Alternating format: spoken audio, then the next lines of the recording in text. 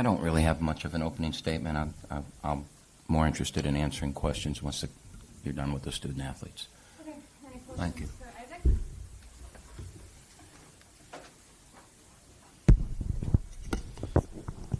Isaac, did you feel anything off in the preparation for this game, or was there something that went wrong this week, or was it just kind of just a bad night? I think overall I'd say it's mostly a bad night. I think we were caught off guard with what they were doing, and we just didn't figure it out how to take away the shots they were taking.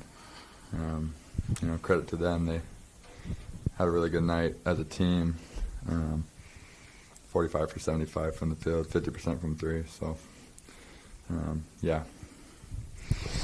Brody, is there a lesson that you can take away from today? Don't get settled with wins. Someone's coming for you every game, and you got to come out and play hard.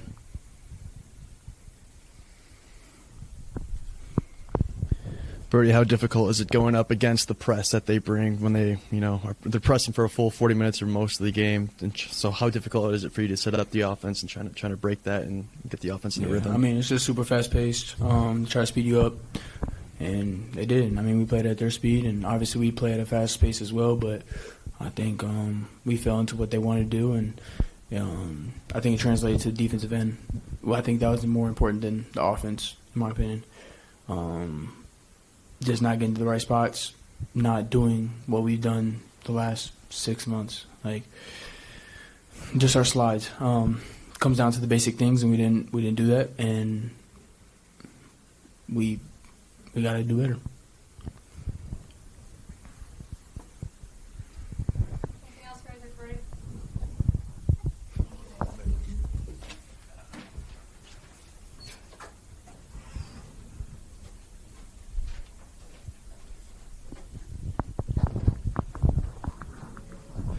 Camp, defensively, do you agree with Brody's assessment there? What did you see going wrong from your seat? I couldn't understand what he said. What did he say?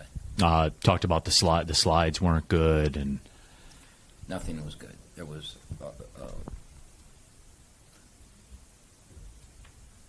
a lack of energy, a lack of. We did not play with intelligence. We did not play with energy, and we did just. I mean, those guys made a lot of shots in the first half. I think I could have made the shots they got. And I don't say that to discredit them. They played an extremely good basketball game. They were 1-9 coming in here. They had some close calls. They played some good games. They beat Eastern Michigan at Eastern Michigan. They're a capable team, and they didn't meet any resistance tonight defensively. We gave them no resistance. We gave them, you can throw the ball wherever you want. And then when we tried to get some energy and get going, and we tipped the ball or the ball got to the ground, they got it every time. There were probably 15, 50 balls in that game, and they got every one of them.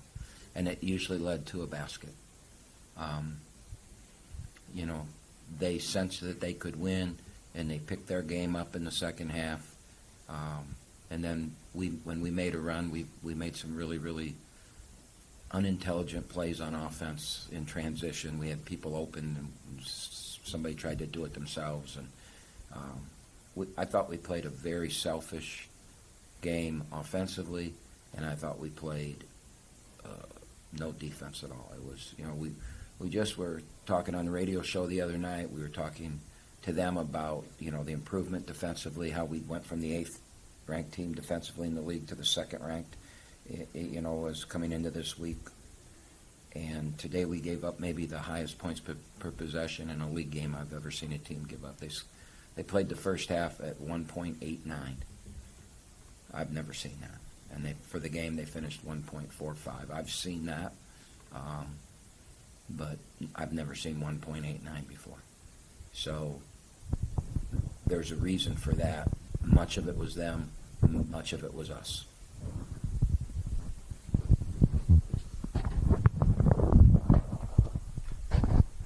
Would you say that it wasn't as bad of a start, I would say, as the Wright State game, but was it the same? Defensively, it was. Okay. Was it the Defensively, same? it was as bad a start as you could have. They, at the first media timeout, they had 18 points on 12 possessions. We just were scoring too. I think it was 18-16 or something like that. And they got it up, and then we got it back to about 32-32. We might have even taken the lead there, and then they went on a 5-6-0 run. We got to the free throw line the way we're supposed to get to the free throw line. We missed them. 19 of 30 from the free throw line in your building. You're not going to win doing that. And you could say, well, they won by 1,000, yeah, but by missing those free throws, any time you're down 4, you go to the line, you miss 2.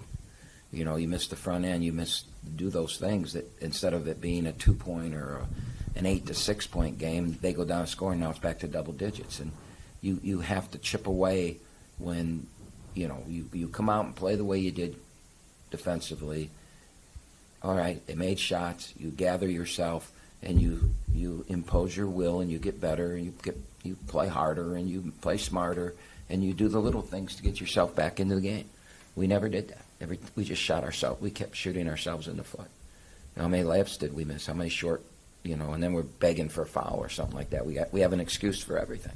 It was, this is a really hard press conference for me to come into because, many years ago, if something like this would have happened, I'd be mad. I'd be slamming my fist. I'd be yelling at him. And then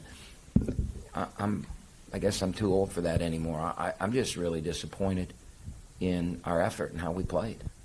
After what we did last week and how we've positioned ourselves to be where we're at, a game out of first place with a lot of home games coming up, and you're playing a team that's 1-9, and that's the effort. That's what we give.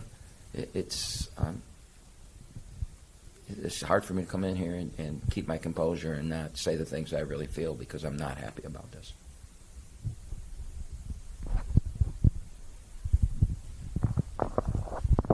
Coach, you talk about every game being a hurdle, but after a performance like tonight, how do you shift the team's mindset and kind of get that effort back into them coming into Detroit?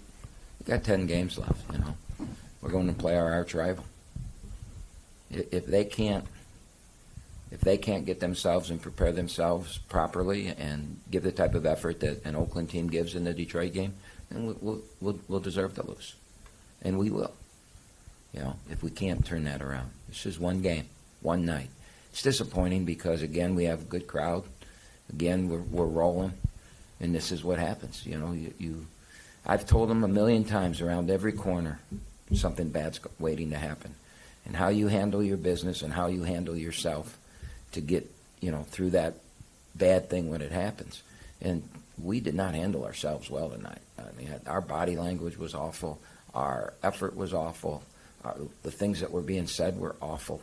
Everyone had an excuse, and it just snowballed. It really snowballed. One bad play turned into a 2, and then a really bad play happened, and then they stepped up and made shots. They could feel they had a chance to win, and they performed. They competed, and I give them a ton of credit. Anything else for Coach? All right, thank you. Oh, go ahead. No, I'm fine. I'm fine. What are you going to do to fix the issues communicating both on defense and offense on the court? I don't think there's communication problems offensively. We scored 85 points. We missed 11 free throws.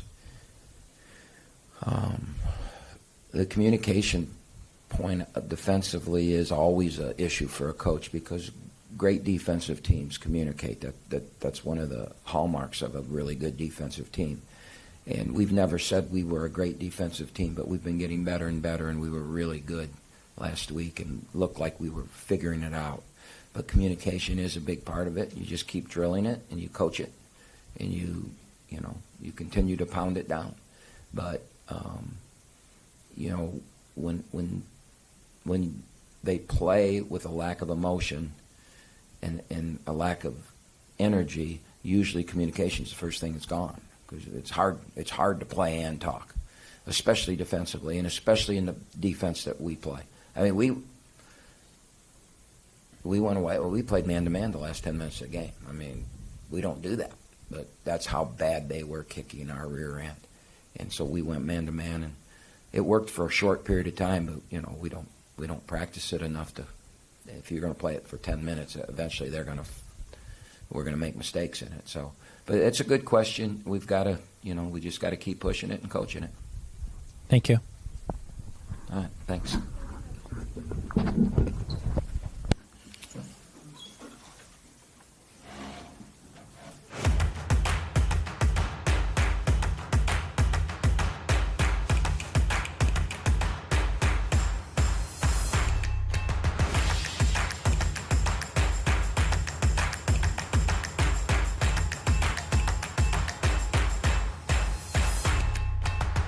Because every athlete deserves to be treated like a pro. Henry Ford Sports Medicine.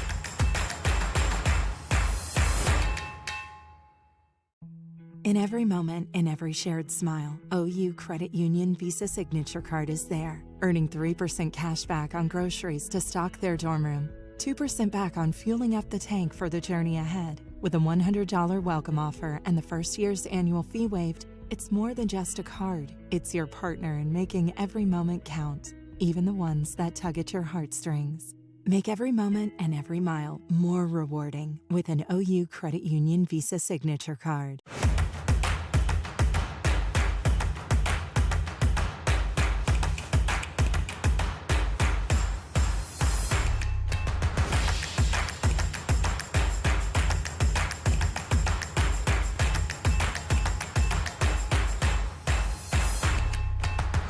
Because every athlete deserves to be treated like a pro. Henry Ford Sports Medicine.